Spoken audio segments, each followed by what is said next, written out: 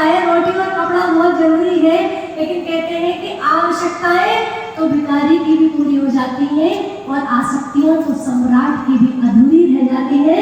आपको देखना है कि आपको आवश्यकताओं के साथ जीना है या आसक्तियों के साथ जीना है।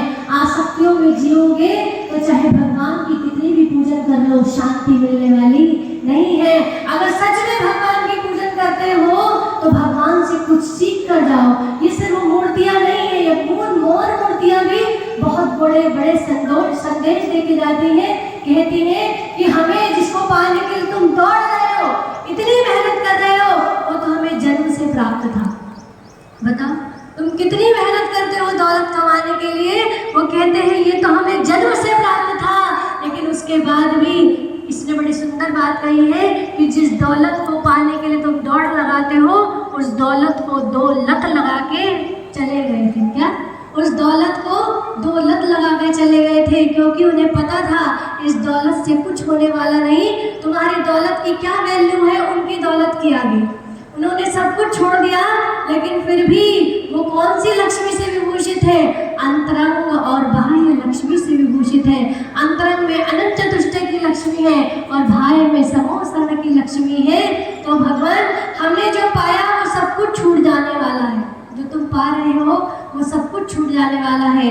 आपके श्री चरणों में आए हैं वो पाने के लिए जो फिर दोबारा कभी नहीं छूटता।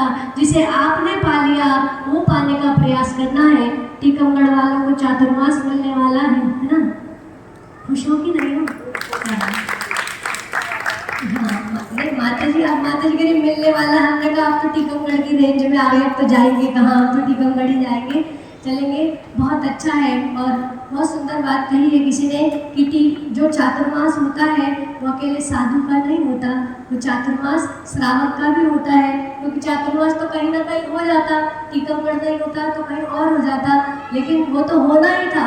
लेकिन ये टीकमगढ़ वालों का सौभाग्य कि माता जी और ऐसी गुरुआं जो अपनी सरलता से, जो अपने व्यवहार से, अपने वात्सल्य से सिर्फ किसी एक राज्य या प्रांत में नहीं बल्कि पूरे भारतवर्ष में माता जी प्रसिद्ध है कि माता जी का वात्सल्य सब लोग जानते हैं कि जो स्वयं के लिए नहीं जीती, जो पूरे साधु वर्ग के लिए, पूरे जन समाज के लिए जीती है।